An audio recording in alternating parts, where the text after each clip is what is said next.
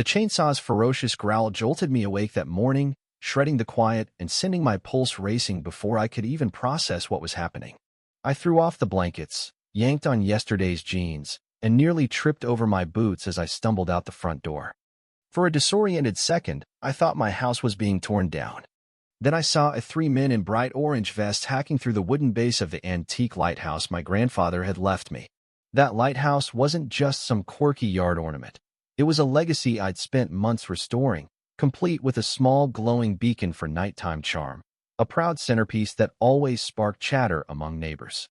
Now, it was under attack, sawdust flying everywhere, the roar of machinery defiling the calm morning air. My throat went dry. I wanted to yell for them to stop, but shock glued my feet to the ground. A woman with a sharp alongside her arms folded, issuing sharp orders. Linda Harper, the new HOA president, infamous for her crusade to erase anything that didn't fit her rigid VY shown of neighborhood perfection. I'd heard she was ruthless, but I never imagined she'd bring a wrecking crew to my doorstep. My voice finally broke free, hoarse with disbelief. "Hey, this is my property. You can't just do that." One worker glanced over, pausing his chainsaw just long enough for me to hear Linda's clipped reply. "We've tried contacting you multiple times, Mr. Carter. This unapproved structure violates community guidelines. The Oakwood HOA has the authority to remove it." She tossed a paper at me, half covered in dense legalese. "You were notified."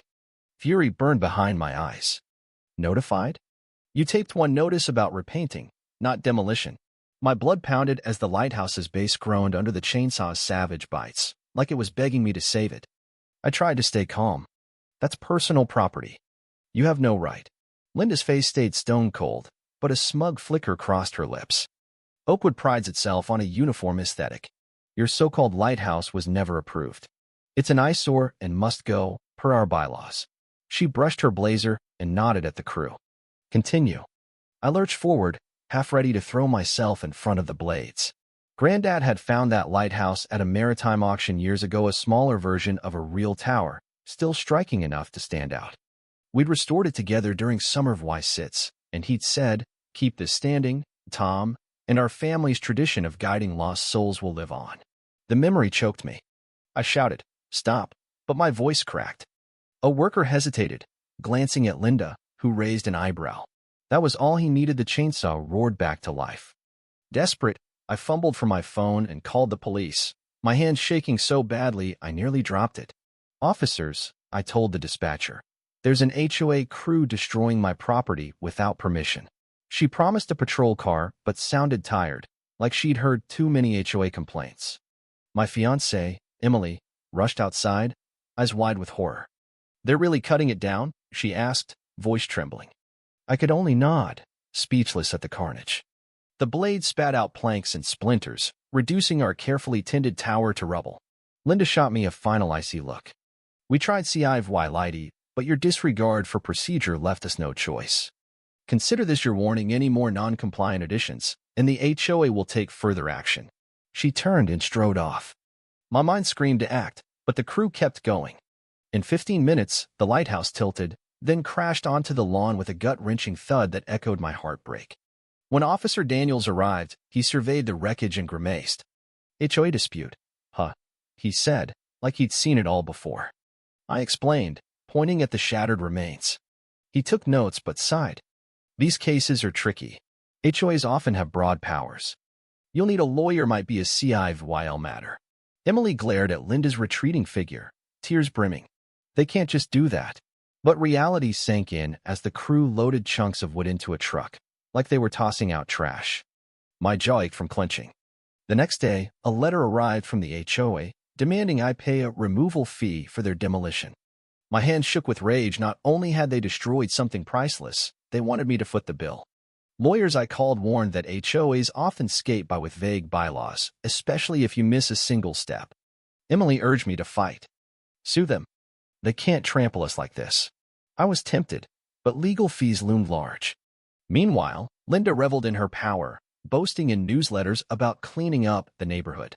My neighbor, Mark, said she'd bragged about axing my gaudy tower. Gaudy? It was a treasure I'd poured my soul into. At City Hall, a clerk confirmed Oakwood's HOA was stricter than county rules. If it's not pre-approved by their architectural committee, they can force removal, she said sympathetically. I swallowed my frustration. I'd assumed they'd demand a paint job at worst, not obliteration. 2 weeks later, I still felt raw anger daily. I'd stare at the bare lawn, expecting the lighthouse's silhouette, but saw only sawdust and scars. Emily tried to console me, promising we'd find another relic or build a compliant tower, but my grief clung tight. Losing it felt like losing Granddad again. One night, rummaging in the garage, I spotted an old industrial spotlight from a backyard party. An idea sparked, wild and vengeful. Linda had killed my beacon, why not make one she couldn't ignore? I pictured a blinding light aimed at her house, flipping her obsession with aesthetics on its head. It was petty, maybe risky, but that spotlight could blast her windows with defiance. My initial plan was to set it in my yard, angled at her bedroom. Then I realized if I could sneak lights onto her roof, I'd give her a real taste of invasion. Emily was horrified when I told her. Fresh off a brutal hospital shift as a nurse, she didn't love shady stunts. Tom, what if she catches you and calls the cops? I shrugged, anger still fresh. She didn't hesitate to gut my property. Why should I? She frowned but didn't push. Just don't get arrested.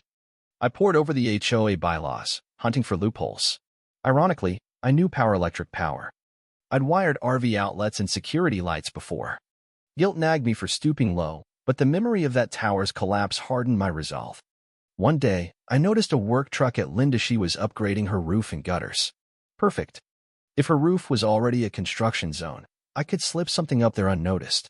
Oakwood sloped slightly, my house downhill from hers. To reach her roof, I'd need to scale her fence at night, cross her deck, and climb. My stomach knotted, but her smug face drove me forward. I tested the spotlight in my yard with a battery pack. When I flipped it on, a blinding beam lit the trees, startling a neighbor into shouting. I killed it fast, heart pounding. It was brighter than I'd hoped, perfect for her windows. I refined the plan, small LED beams and a rotating lamp on a hidden mount near her chimney, controlled by a wireless switch. If timed right, say, during an HOA meeting, to disrupt her world like she'd disrupted mine. Word spread that I was leaving YD about the lighthouse. Some neighbors sympathized. Others, cowed by Linda, called it an eyesore. It stung, but I stayed quiet. This was personal. At a hardware store 2 towns over, I bought brackets, LED strips, timers, and a construction-grade battery, paid cash, no trace. Emily kept her distance but offered grim smiles when she caught me tinkering. Then another HOA letter arrived, demanding due law 1004, removal and lawn restoration.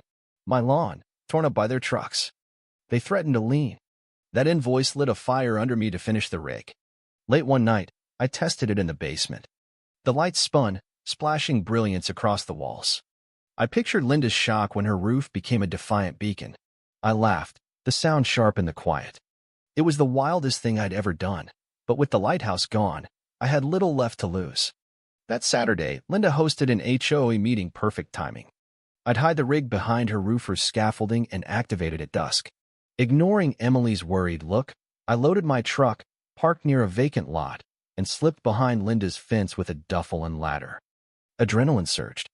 Every rustle froze me, but I reached the scaffolding, climbed to the roof, and found a spot by the chimney. Working fast, I secured the mount, wired the lights, and hid everything. A car door slammed below. I nearly dropped my screwdriver, but no one came. After 20 tense minutes, I tested the remote. A bright beam flashed, then vanished. It'd blind her at nightfall. Back home, I paced, checking the clock. At dusk, I hit the app's blinding beacon button. Nothing at first, then a glow flickered above Linda's street, twisting like a searchlight. From my porch, I saw it crest her roof, painting the trees. Neighbors texted, "Is Linda hosting a MOVYE premiere?" So much for subtle. I grinned, feigning ignorance in replies. Flashlights soon bobbed near her driveway, her guests scrambling to kill the light. I stifled a laugh. Let her feel blindsided. The beam slowed, flickered, and died. Someone found the battery. Neighbors buzzed. Linda's furious, yelling about sabotage. My pulse raced with thrill and dread. Would they trace it to me? No knock came. Maybe they had no proof. I'd mirrored the helplessness she'd forced on me, and it felt like justice. Rumors flew. Linda demanded an investigation, claiming a deranged homeowner targeted her. She checked neighborhood cameras, which spooked me. Had one caught me? I prayed the dark hid my tracks. Emily fretted, urging caution. The rig, I heard, went to a handyman who found no leads. I'd used generic parts, paid cash no trail. Linda spun the fiasco as proof of her necessary crackdowns, but it backfired. Neighbors soured on her, sensing her overreach. Some even thanked me quietly, though I denied involvement. Guilt hit Granddad valued honest, but Linda's demolition wasn't fair either. My stunt spoke her language, power. Emily kept me grounded, asking if revenge helped. I admitted it didn't fix the loss. The lighthouse was gone, and sadness lingered. But I'd shown Linda I wasn't helpless. At an HOA event, she avoided my eyes, her confidence shaken. An elderly neighbor whispered, "Your granddad's lighthouse was special." "I'm sorry." I nodded, choked up. Not everyone backed Linda's blandness. Her new rules banning yard decor, limiting porch lights reeked of hypocrisy after my beacon. Good. Let her fear another. I salvaged lighthouse fragments and planned a smaller memorial within the rules. Emily backed me. Granddad would love your keeping his memory alive. I consulted a lawyer about countersuing for damages, ready to bury Linda in paperwork if needed. Months passed. I built an 8-foot lighthouse, rule-compliant but heartfelt, with a soft glowing lamp. Neighbors watched it rise, some recalling the old one's charm. Mark said, "Your granddad's spirit's back, Tom." It wasn't the original, but it stood defiant. Linda drove by, glancing at it before speeding off. Let her stew. The beacon faded to Gasipno-proof pinned me. Emily and I planned our wedding, reclaiming joy. At dusk, I'd eye the new tower, its beam a quiet guardian. Linda resumed her patrols, but left me alone, maybe wary of retaliation. One night, she knocked. Emily tensed, but Linda just said, "We need to talk." She mentioned the removal fee, and I snapped. "You destroyed my heirloom. Save your breath." Surprisingly, she offered a deal. Waive fees if I'd help draft new guidelines allowing small structures. A smaller lighthouse, maybe. Skeptical, I pushed back. "Vary that invoice, and I'll consider it." She nodded stiffly. Winter came, and the HOA surveyed residents. Many wanted looser rules after my stunt. By summer, new guidelines passed, allowing 10-foot towers. I helped write them, and the fee vanished. I built the new lighthouse, precise and approved. Even Linda signed off, grudgingly. When it stood, neighbors smiled. It glowed softly, a compromise but a Tory. Linda's gaze lingered as she passed, but I felt peace. Granddad's dream endured, and if Linda ever tried again, I had my beacon's blueprint. One burst of defiance had reshaped the rules and reminded her no one's untouchable.